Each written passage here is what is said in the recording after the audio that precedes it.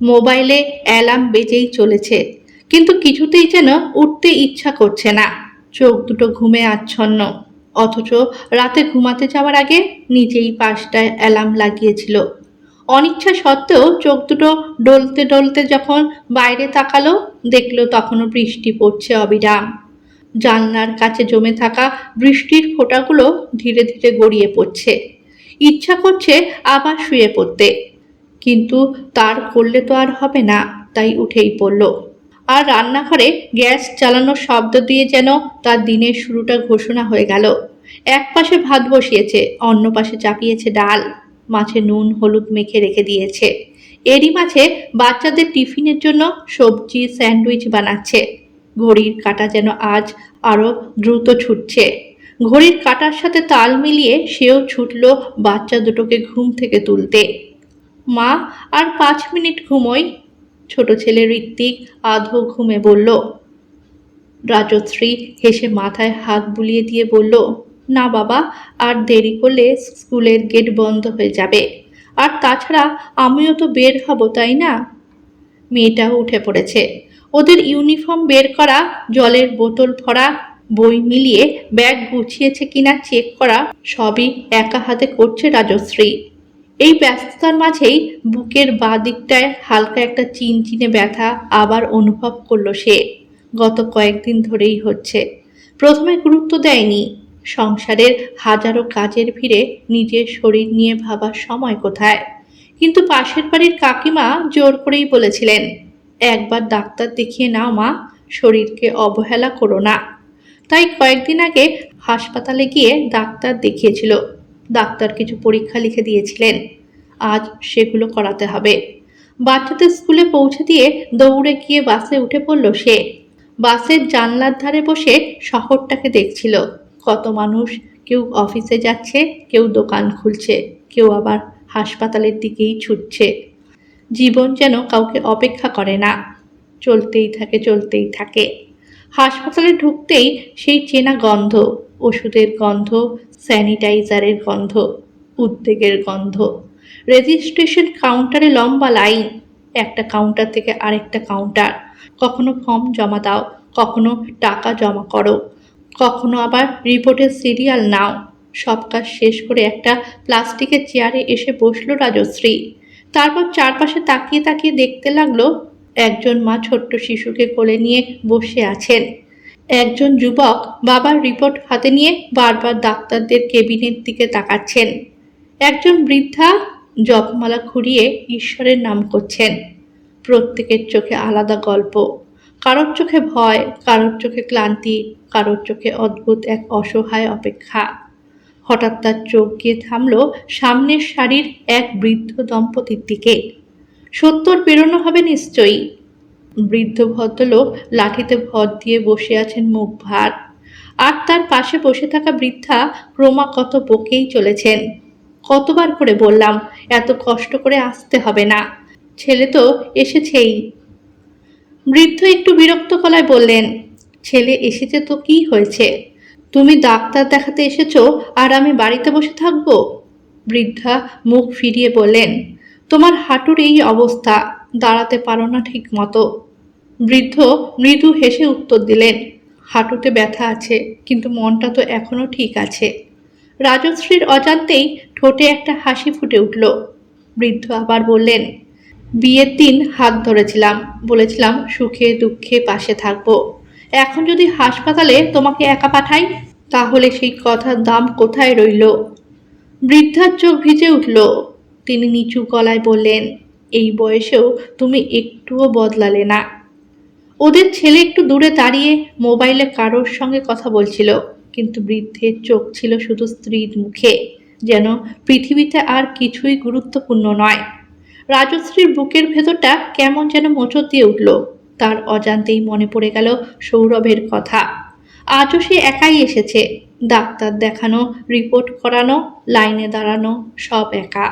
সৌরভ খারাপ মানুষ নয়, সংসারের জন্য অনেক পরিশ্রম করে, সকাল থেকে রাত পর্যন্ত অফিস।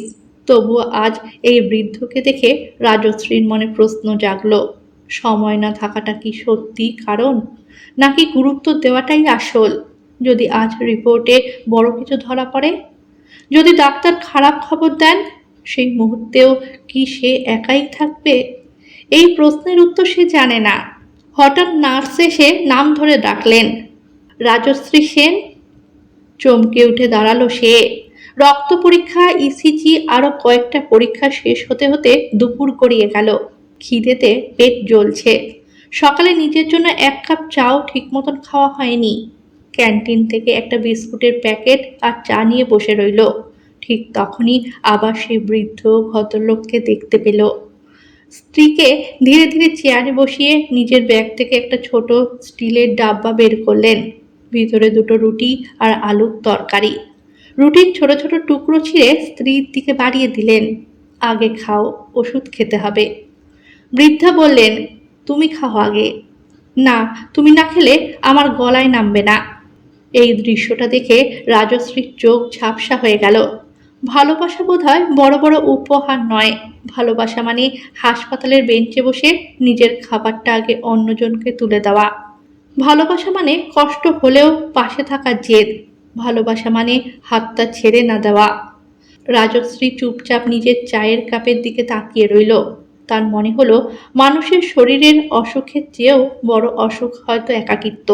আর সেই অসুখের কোনো রিপোর্ট হয় না।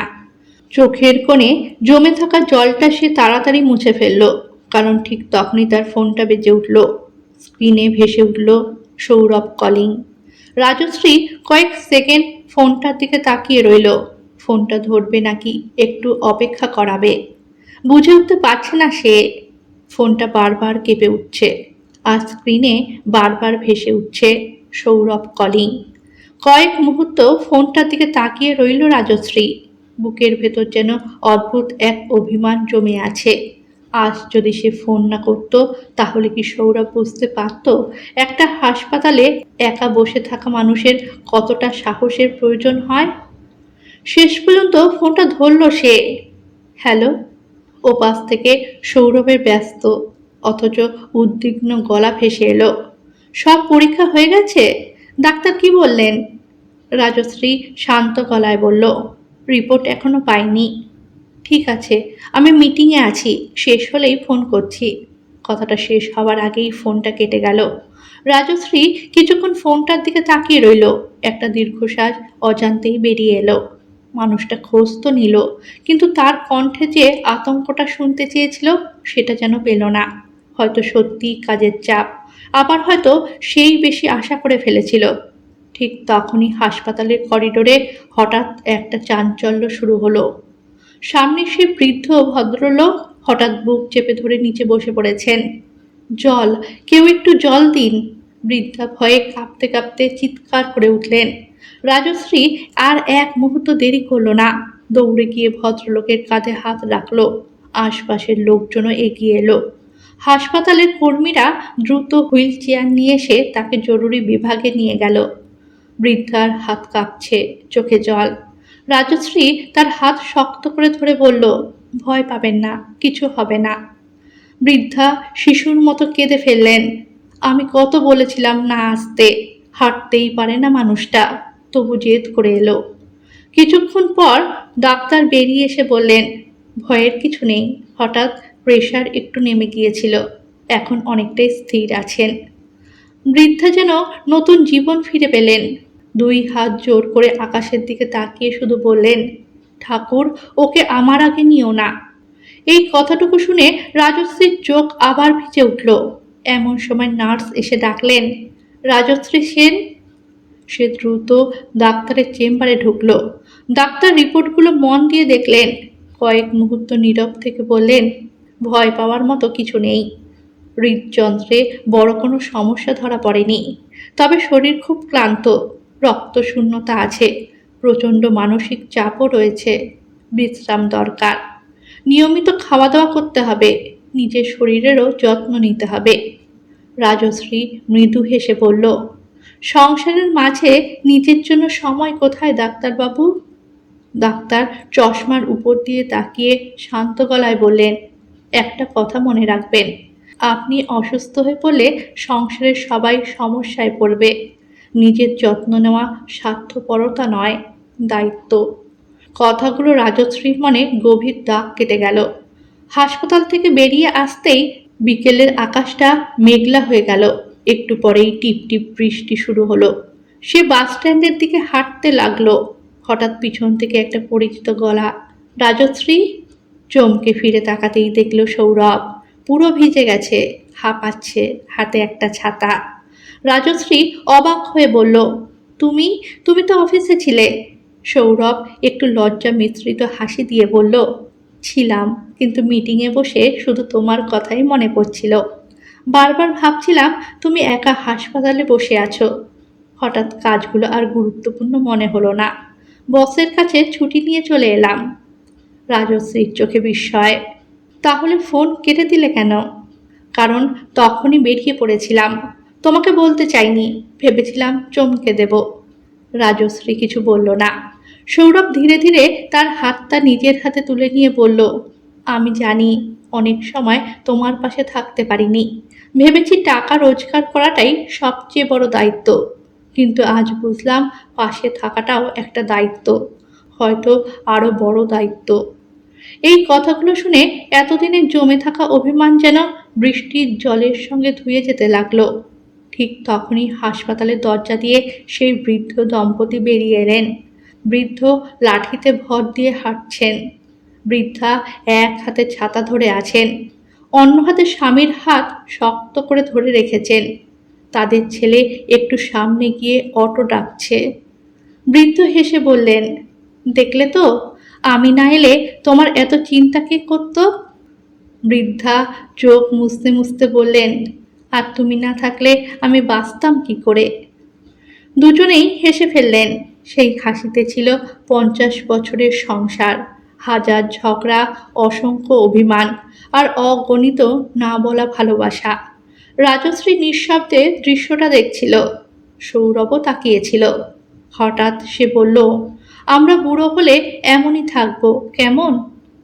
রাজশ্রী মৃদু হেসে বলল, থাকবো, তবে একটা শর্ত আছে। কি শর্ত? যেদিন আমার ডাক্তার দেখাতে হবে সেদিন অফিসের অজুহাত চলবে না। সৌরভ হেসে বলল, কথা দিলাম।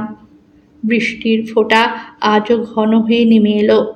একটা ছোট্ট ছাতার নিচে দুজন পাশাপাশি হাঁটতে শুরু করলো। রাজশ্রী বুঝলো, ভালোবাসা মানে দামি উপহার নয়। ভালোবাসা মানে প্রতিদিন ভালোবাসি বলা নয়। ভালোবাসা মানে সব সমস্যা সমাধান করে দেওয়াও নয়। ভালোবাসা মানে মানুষটা যখন ভয় পায় তখন নিঃশব্দে তার হাতটা ধরে বলা, আমি আছি। সংসারে সুখী হতে সবসময় অনেক টাকা লাগে না, অনেক বড় বাড়িও লাগে না। অনেক সময় শুধু একজন মানুষের একটু পাশে দাঁড়ানোই যথেষ্ট। কারণ জীবনের শেষ বেলায় মানুষ মনে রাখে না কেউ তার জন্য কত টাকা খরচ করেছিল। মনে রাখে অসুস্থ শরীরে হাসপাতালের করিডোরে দাঁড়িয়ে কে তার হাতটা শক্ত করে ধরে বলেছিল, ভয় পেও না, আমি তোমার পাশেই আছি।